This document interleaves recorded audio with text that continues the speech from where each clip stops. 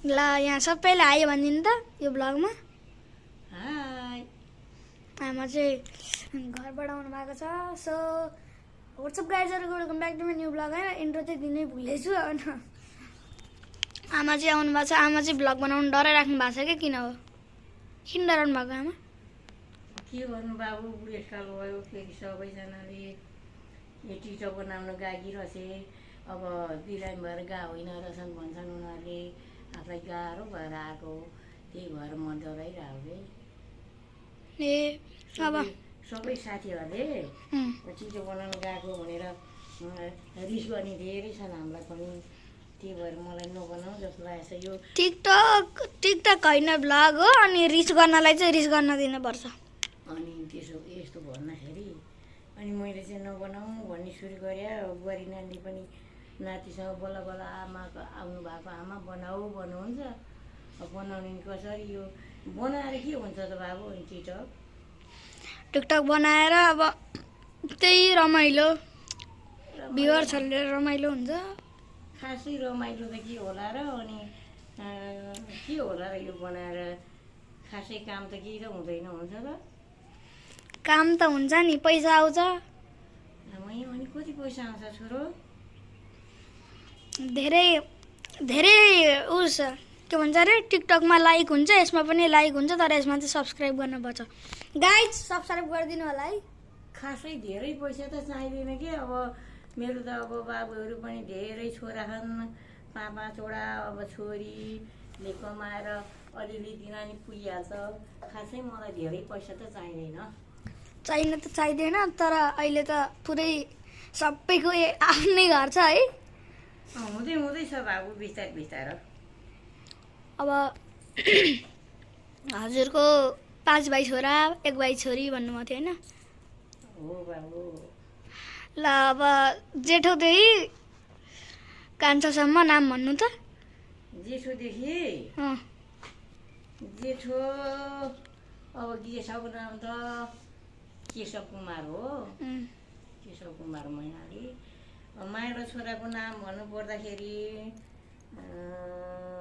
गणेश मैनाली हो। अनि साइलो छोराको नाम पनि भन्नुपर्छ र? भन्नु न। ए जेठोदेखि कान्छासम्म भन्दाखेरि साइलाको नाम चाहिँ हरिकृष्ण मैनाली। अनि अर्को हरिकृष्णदेखि मुनिबाटको चाहिँ अब ठुलो कान्छो भनौँ न, उसको चाहिँ रामशरण मैनाली हो। अनि कान्छो छोरो अब सबभन्दा लास्टको हो, नाम त त्यति राम्रो छैन, विष्णु मैनाली हो। विष्णु मैनाली नाम राम्रो हुनुपर्छ त छोरा हुन।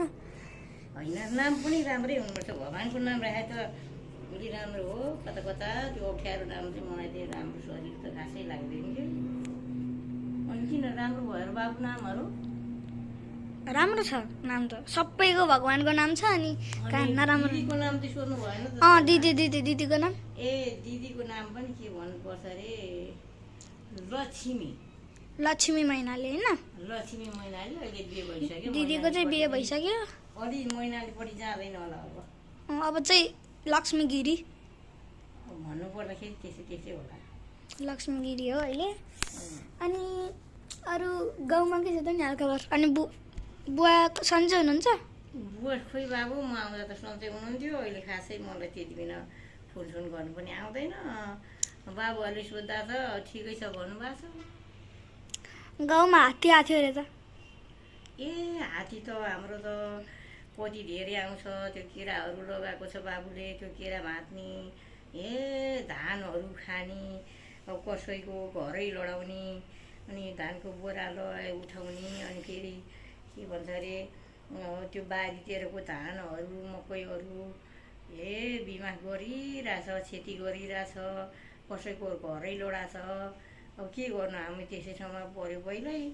अब भन्नुपर्दा त त्यो खासै हात्ती भन्ने ठाउँतिर नि अलिअलि त्यो खनजोत गरेर होला, नभए त आउँदैन पनि थियो होला। त्यो आइरहेछ बाबु हात्ती त, अहिले पनि आइरहेछ हात्ती त। अनि केराहरू खाइरहन्छ। खासै अहिले त बारी त केही छैन त्यहाँ, नभए पनि अब आएको ठाउँमा आइ नै रहँदो रहेछ कि। अब कति दिन भयो हजुर यो पोखरामा आएको? कति दिन भन्नुपर्दा मलाई थियो नि आउँदैन भन्नुपर्दाखेरि अहिले त्यो मङ्गलबार 14 दिन त्यस्तै भन्नुपर्दाखेरि 17-18 दिन जति भयो। 17-18 दिन भयो। आज चाहिँ आमा लास्ट बस्ने हो यहाँ अनि गडी सङ्कल आउनुहुन्छ, त्यही भएर यसो भ्लग बनाइदिउँ इन्टरभ्यू लिउँ भनेर हो। होइन म खासै त्यतातिर डुल्छु अलिअलि अनि दबाई गर्नु नि पर्छ। आज दबाई आजभोलि गर्छु अनि त्यसपछि यो चस्मा फेर्नुपर्छ। चस्मा फेरेर अनि उतातिर बाबुको तिर जान्छु अनि फेरि उता गाउँ जाने बेला त यहीँ आउँछु। गाउँ जाने बेलामा त यहीँबाट बस चढ्न पनि सजिलो हुन्छ, नत्र बाबाले पनि छोडिदिनुहुन्छ। हाम्रो गाउँ चाहिँ यहीँ वहीँ होइन है गाइज, हाम्रो गाउँ चाहिँ उहाँ हनुमानगञ्ज जनकपुर वीरगञ्ज साइड पर्छ। मधेस प्रदेशमा, यहाँदेखि मधेस प्रदेश। अब नातिले खासै के अरे ऊ गरेको हुनाले अब हालिदिनै गर्नै पर्यो। यसो करले पनि के गर्नु, बिचरा नाति लिनु भन्यो, बुवा लिनु भनेछ, फेरि नगरिदिँदा नि नगए जस्तो नि। तर मलाई त गाह्रै लागेको थियो। अब जे होस् नि, हुन त केही हुँदैन होला। यो टिकटक बनाएर खासै केही हुनेवाला त मैले त देख्दिनँ।